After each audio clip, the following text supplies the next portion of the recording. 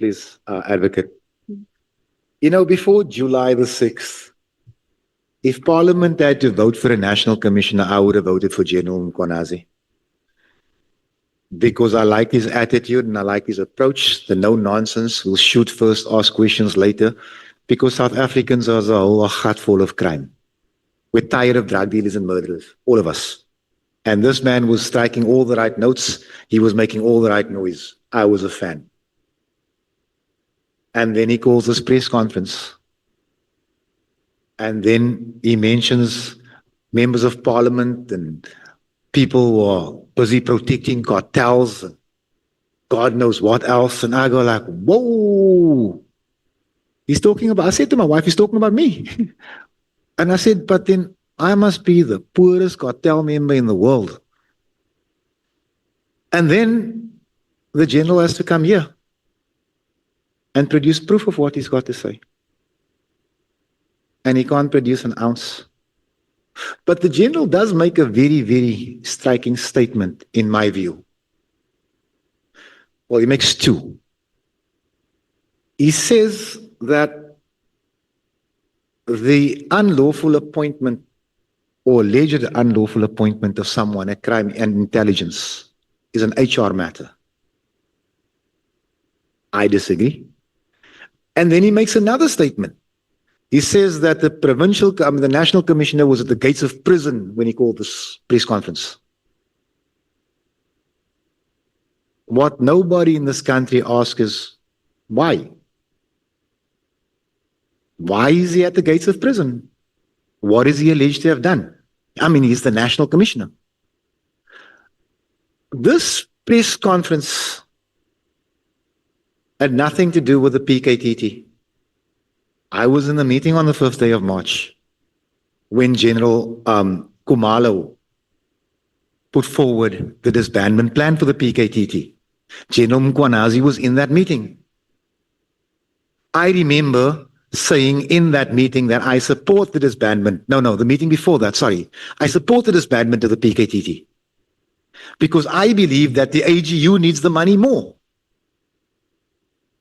But then when the press conference is called, when the nation needs to be scared, the disbandment of the PKTT has got something to do with it because the PKTT is apparently protecting South Africa from everything, which is total rubbish. I must put it on the record.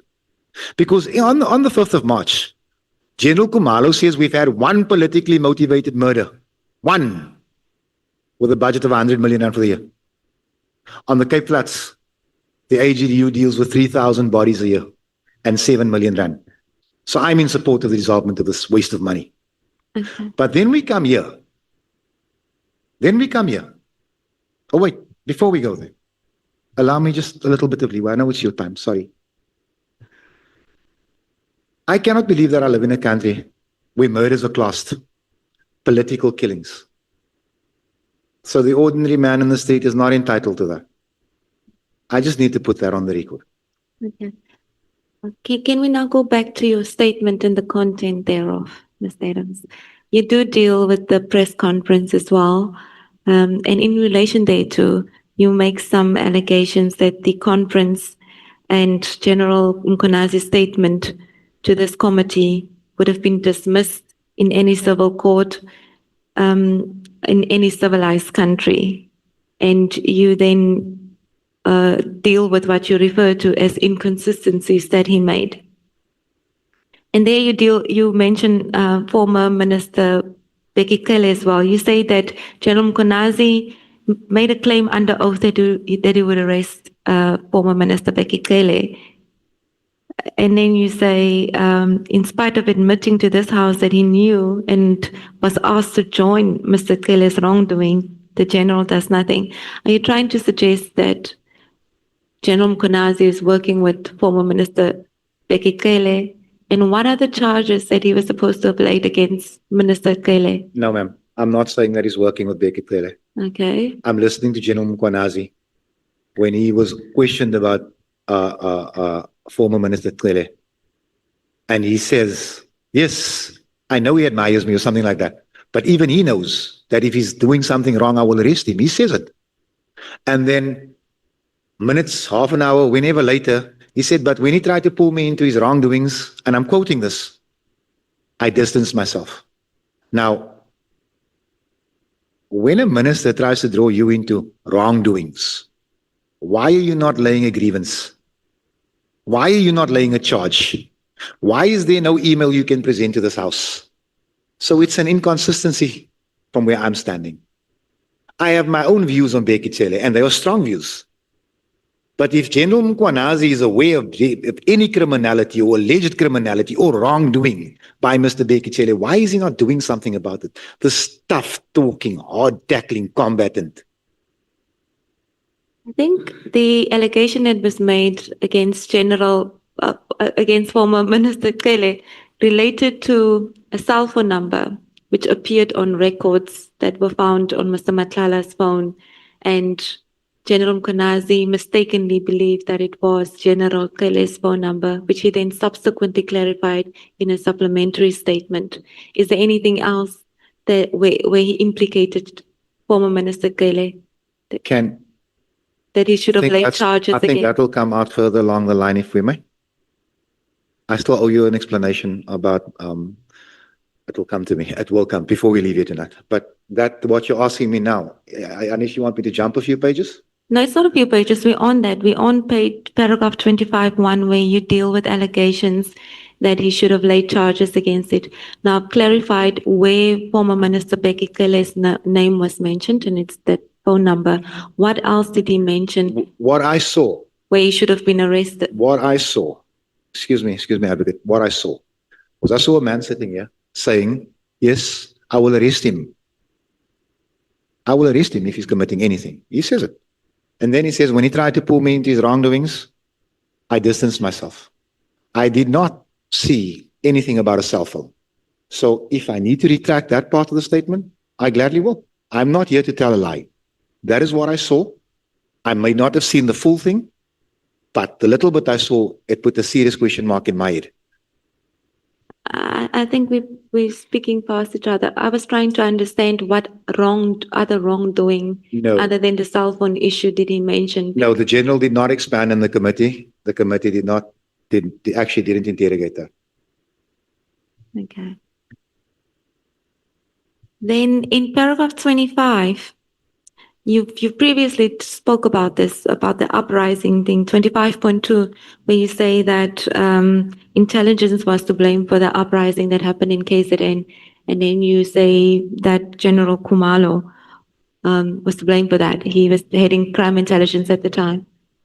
That uprising happened in 2021. Yes. And General Khumalo assumed office in 2022. Then I must have my facts wrong, and I would apologize to General Khumalo then. But the uprising in KZN was a massive failing of intelligence. It doesn't matter who headed it. I apologize to General Khumalo. I do. But to couple with a failure in intelligence, the operational side of it, it fell apart because the head of the province took leave.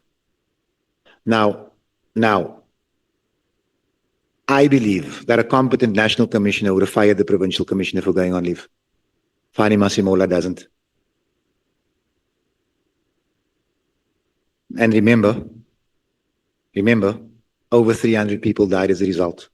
And again, the PKTT is not investigating any one of those deaths. Okay, but we've noted that you retract paragraph 25, where you put the blame squarely on General Khumalo. I do apologize. My information is incorrect. Okay. Honorable Skosana. Thank you, Chair. I'll be quick. I just want to get it clear from our witness. The statement which the evidence leader was leading now, is he retracting that's the statement? Apologizing alone, it's different. There's a difference between apologizing and retracting. Are you retracting the Honorable statement? Skosana, I will retract it twice just for your benefit, my brother. Not for my benefit. It's not about me, Honorable Member. Chief, I have retracted and I have apologized. You are retracting it? Yeah. Yeah, because apologizing and retracting are not the same, Honorable. No, I retract and I apologize. Thank you. Thank you.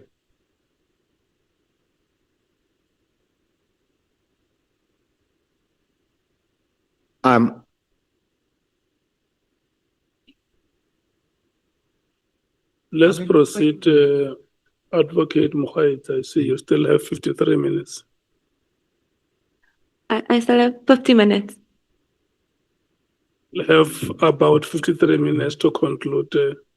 Okay. I will try to be quicker, Chair, and I think as Mr. Adams, Honorable Adams was talking, he touched on a lot of the things in the statement, so it should go a bit quicker now. General Adams, in paragraph 26 of your statement, you mentioned that General Mkhwanazi said that you must recommended that you spend time in Portsmouth, and we take it that it's in relation to the fact that you were had classified information which you made public, and you disagree with that because you say that it's not a crime to or rather the policies that regulate classified information does not allow you to cover up crime. Yes, Advocate, thank you. It's such a stigma for people like me to end up in Portsmouth. But anyway, my opinion is strong. I do believe that General Mkhwanazi is a constitutional delinquent. The man wants me in jail for reporting a crime. He would prefer that I cover up a crime. That's what he's saying. Now, I would refer General Mkhwanazi to the Vuma versus IPER judgment, where it says that you cannot classify crime. And then if you can't read that one, there's a shorter document, it's called the MIS document. It says the same thing. So I'm covered. I'm covered by court rulings and a cabinet document. If General Mkhwanazi feels otherwise, then he must come with documents, man. I'm not here for his opinion. I don't care about his opinion. His opinion of me is very low. And I can tell you it is mirrored by the way I feel about him. When does the document become a crime? Before or after classification? You can't classify crime. You can't. So, furthermore, I would like this committee to ask who classified that information. Was it General Kumalo or was it General Masimola? Because you can't classify crime. The High Court has ruled. Honorable Adams, are you saying that the committee must look at who is the author of that document and ask for it to be classified, or of that information, and who asked for it to be classified, and that should be investigated, and that person should be charges should be laid against that person because it's a crime? I would ask this committee to do the best thing in the best interest of the people of South Africa and the South African police services.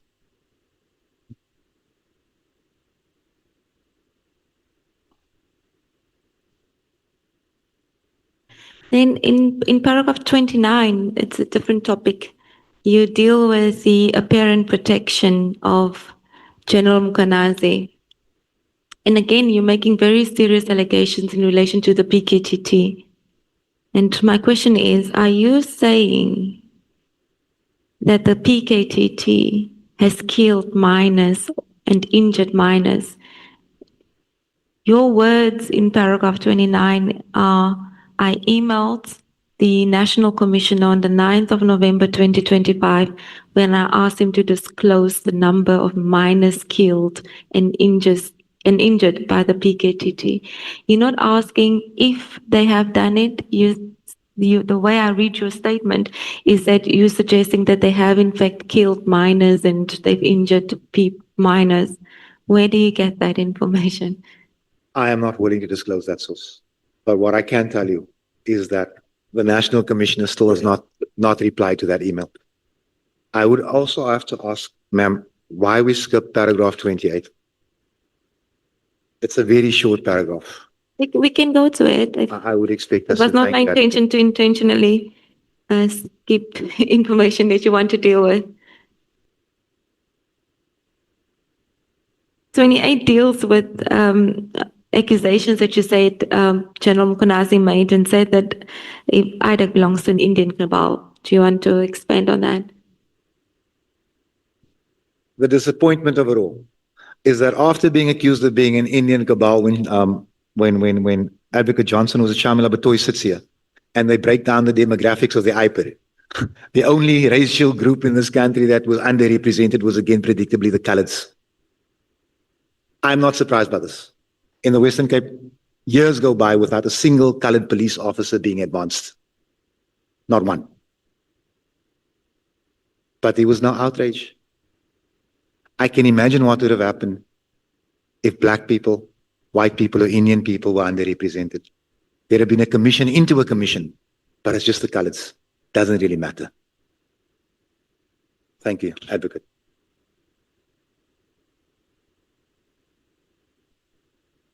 Okay. Again, Mr. Adams, I mean, I just want to get clarity on, because it goes on to paragraph 30, where you now actually addressed an email to the Minister Kachalia, and you've asked for information in relation to the PKTT. Where do you have any evidence that the PKTT has killed and injured minors?